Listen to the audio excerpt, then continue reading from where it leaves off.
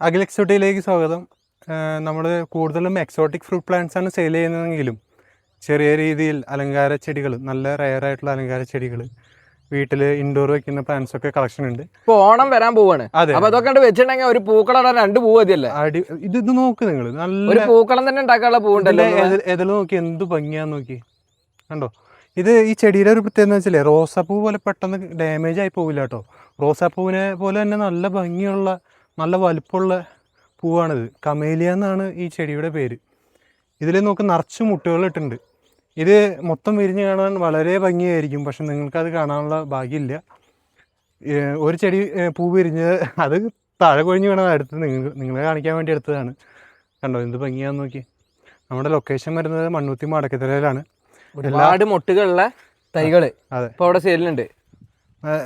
ഇത് നമുക്ക് അധികം ഇല്ല കേട്ടോ. ഈ കമേലിയ എന്ന് പറയുന്ന പ്ലാന്റ് നമുക്ക് അധികം ഇല്ല. ഇത് നല്ലൊരു റയർ വെറൈറ്റിയാണ്. ഒരു ഫ്രൂട്ടല്ല, പൂച്ചെടിയാണ്.